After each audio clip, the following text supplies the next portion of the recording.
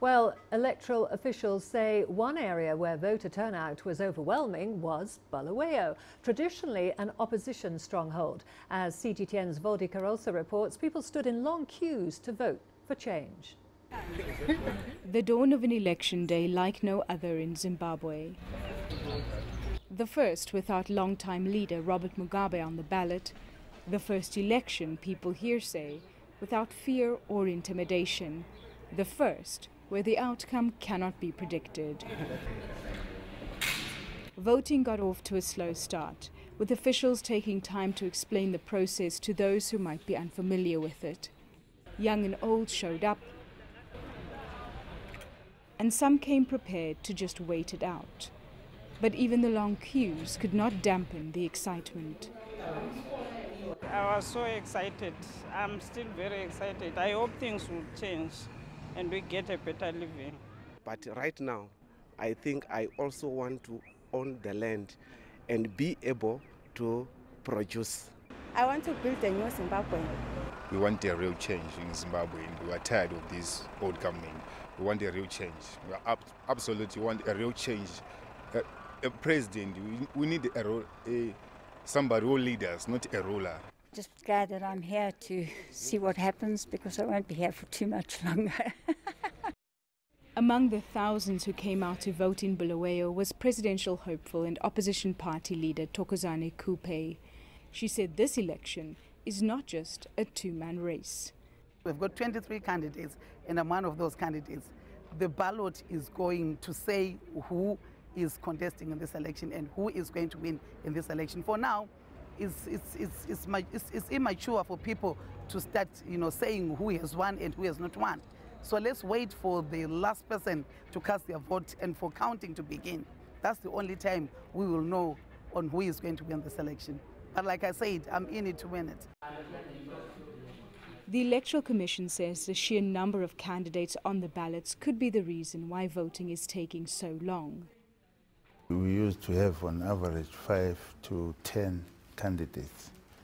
Now you find there are over 20 candidates.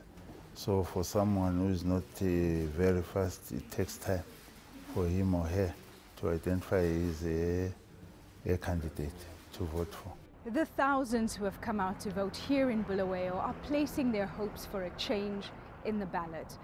They're hoping that the outcome of these historic elections will reflect the will of ordinary people.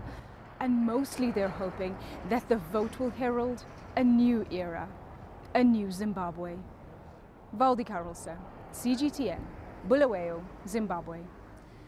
Well, scores of observers from other countries, regional and international organizations are in Zimbabwe to monitor the polls. European Union observers say the voting process was smooth in some regions, but completely disorganized in others. CGTN's Farai Mwakutuya has more from Harare. The overwhelming numbers and verification process for a new biometric voter register led to delays at some polling stations. This process is slowest ever. But that wasn't enough to discourage voters determined to have their say. This is because I need new Zimbabwe. I need a change. Monitors are looking into the delays as well as other isolated challenges that were reported during a largely smooth process. Also here we have to check whether it is a single example or it was a pattern which might have influence on the result of the elections, or as well as was talked about bribery. But this is all not verified, and therefore we have to check that, so that is not part of a final estimation. But overall, I must say that people wanted to vote. They were in a good mood to vote in the most cases, and that makes me optimistic. The EU is expected to issue its preliminary findings in 2 days. Zimbabwe's Electoral Commission has reported 2 presidential candidates for breach of electoral laws. On 29 July 2018, at least 2 of the presidential candidates gave statements which were published in the news media which might be interpreted as campaigning. These matters have been referred to the attention of the police for investigation as to whether or not the Electoral Act and/or the Electoral Code of Conduct may have been violated. Nelson Chamisa held a press conference and President Emmerson Mnangagwa issued a response to former President Robert Mugabe's remarks, both after the expiration of the official campaign period, which ended Saturday. However, the Zimbabwe Electoral Commission is the sole body mandated to issue final results and says it will announce that within 5 days of the vote.